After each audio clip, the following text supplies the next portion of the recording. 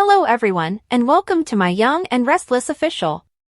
I hope everyone is having a wonderful day. Before we begin, please hit the subscribe button and give this video a thumbs up. Victor saves Lily's life. Lily asks, "So, you said you had information about Damian Kane?" as Victor greets her at the property. Victor tells her that his career in business took off. It may be referred to as an overnight success. Although he is a serious man, he is an interesting one. By providing her with this information, he intends to reduce their tension. First, Lily wants to hear the details.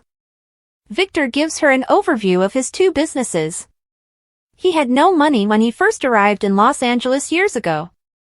Lily wants to know how he created the businesses.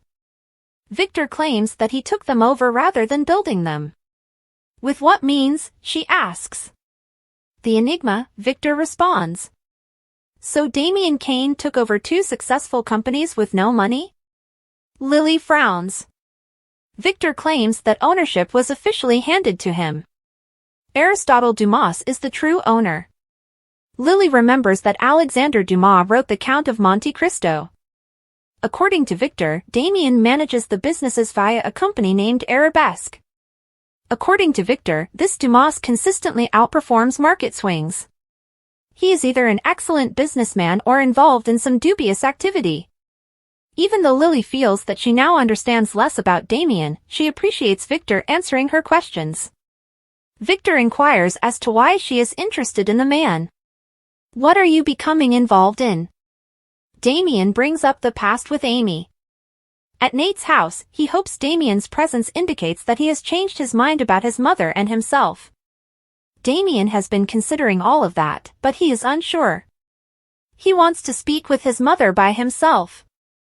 Nate advises them to take as much time as they need because he has a meeting to attend. Amy tells him she will be all right.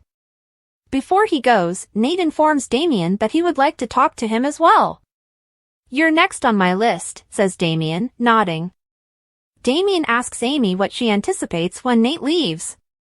What is it that she wants from him? Amy is unsure of what she would have done with Audra and Nate. Damian warns her that how she responds to his query could determine the course of events. She only wants your forgiveness, which she has previously requested. She wants to be sure that she and her son will be all right after she bids them farewell. She wants him and Nate to get to know one another and possibly develop a romantic interest. Damian cautions that, if it occurs at all, it will take longer than a few days. For now, let's just concentrate on you and me. Amy gives a nod. Right now, Damian could express his forgiveness and regret for leaving her. Then what? Does she pass away without him there or in Chicago? It's cheap of him to say he forgives her. He believes that her true wish is for him to be by her side till the very end, to console her until she dies. Mom, at least tell me the truth. Give me the truth, at least. He would never be asked to change his life for Amy. Although she wouldn't expect it from him, it would comfort her if he were to be with her in the end.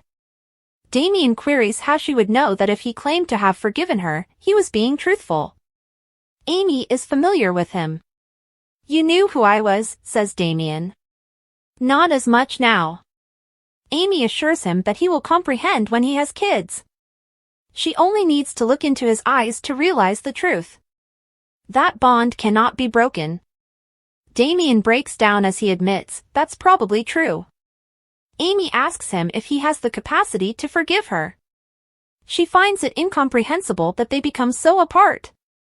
Why was what she did so wrong? You let my father die, yells Damian. Now, it seems as though she has whisked him away once more. That's why. Amy had always suspected that her son held her responsible for Jackson's death. Damian blames her for being so aloof and cold at the end, not for the illness. He claims that's what it appeared to be, but Amy counters, that's not what I was doing. As if nothing had changed, you simply continued living your life as usual. Amy finds it hard to trust what she is hearing. In order to avoid being alone, Damian admits that he used to skip school and remain at home with his father. Jackson must have sensed her absence. That's why I do it.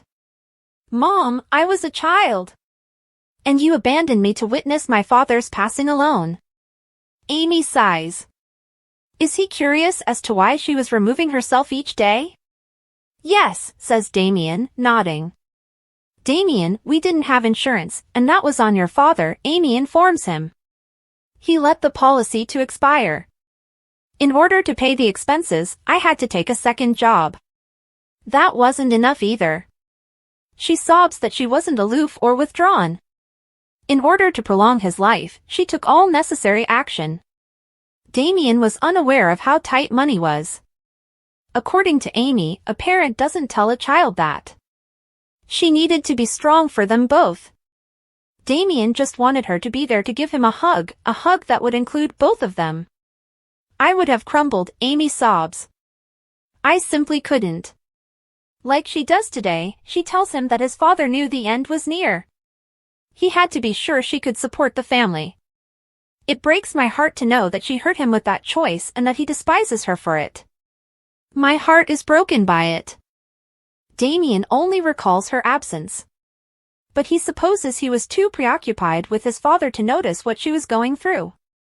He apologizes. Amy apologizes for being absent. After learning that Jackson wasn't his father and that Nathan Hastings, a stranger, was, Damian can't put a stop to years of animosity in a single chat. She didn't have to inform him. Amy couldn't let him continue to despise her and believe that she didn't care for Jackson, the man she cherished. According to Damian, and lied to. Amy requests that Damian make an effort to comprehend. It will take some time, but Damian is making an effort. I don't have much time left, honey, sobs Amy. Damian apologizes, but that's the way things must be at the moment. Amy requests that he make one vow. Will he tell her face to face if he is unable to complete these final stages with her? Yes, Damian nods. That's what I'll do. Amy wants to give him a hug. The one you've been wanting for so long. Damian takes it grudgingly. Summer depends on Kyle. Claire is shocked that Kyle would even imply that she should give up on them at Crimson Lights. Victor will keep hammering away until she can no longer handle it, according to Kyle. Claire is adamant that won't occur. She reminds him that she was raised by a domineer. She didn't break out of one jail to join her grandfather in another one. He has a problem if he is unable to accept this. I won't be leaving. Kyle grinned. The only way Victor can separate them is if they let him. He won't be satisfied with either. They share a kiss.